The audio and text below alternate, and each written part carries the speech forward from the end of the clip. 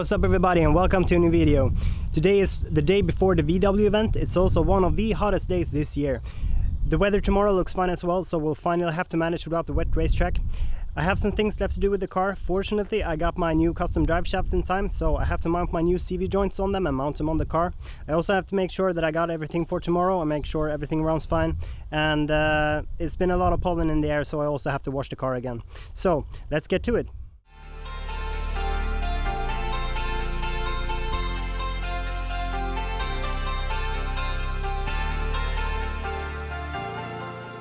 So these are the new drive shafts. They are made out of a material called Orvar Supreme. The perks with this material is that it actually twists a bit every time it gets loaded, and thereby reduces the load made to the CV joints and the gears within the gearbox. I choose to go with this material because the weakest links in the drivetrain is the joints and the gears, and it also gives a little bit of a smoother start when you let go of the clutch aggressively, which you do in a drag race. The downside with this material is that the shafts tend to break after enough races done.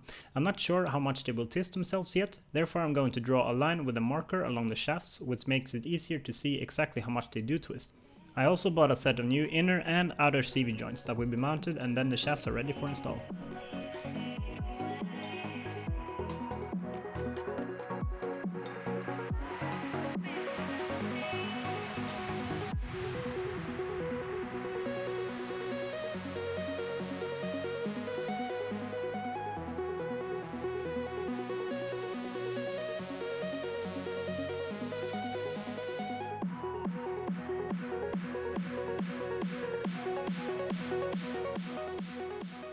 So, I don't have any more footage of the mountings of the shafts or any more of the preparation. There was too much to do in so little time leading up to the next day, and it did not help either that I got home and went to bed at 2 AM.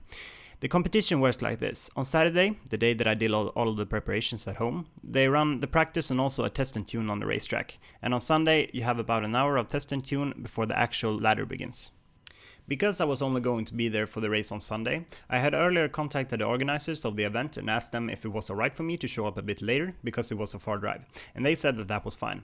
But they did say that I had to be there at 10:30 because this was when the briefing was being held, and that meant that me and my friends had to be on the highway heading south at 7 AM the latest. No problem, I said to myself and went to bed. A few hours later, my phone rings. It's my friend asking me where I'm at. I'm on my way, I said, and I checked the time and saw that it was currently 7:12.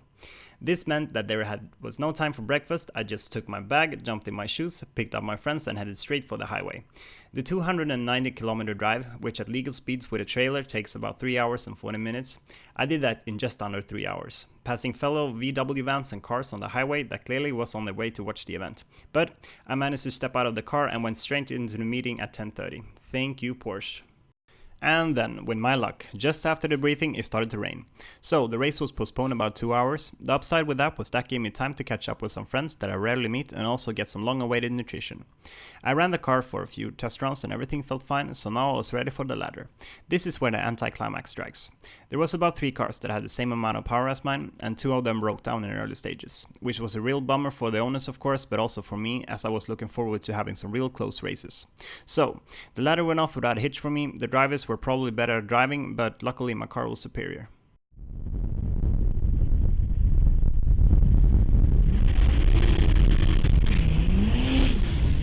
Robert Helm framme med sin Golf 3. Robert Helm, fantastiskt snabb och stark Golf Vr6-Turbo. Vr6 har ju riktigt stor effektpotential, vet vi. Det finns många som byggt Vr6-motorer på över 500 hästkrafter. Robert Helm har kört 1195 tidigare idag.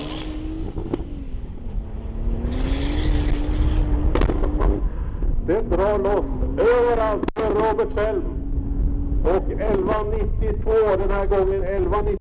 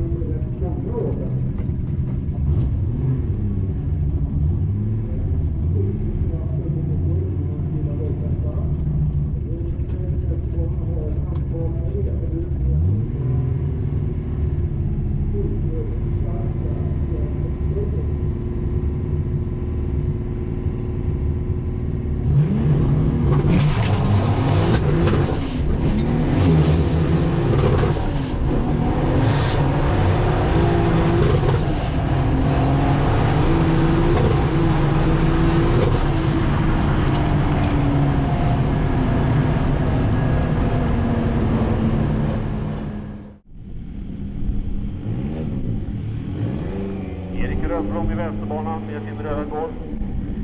Sitter alltså en 16V här med turbo.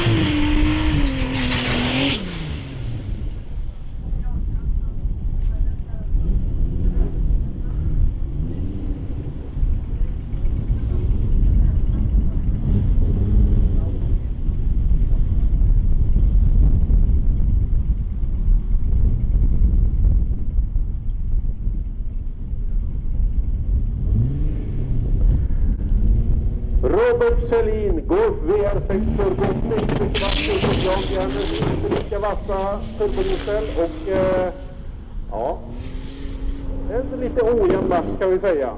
Robert Kjellin dundrar iväg, har kört 11.92 tidigare idag och 11.70 nu, sätter alltså nytt.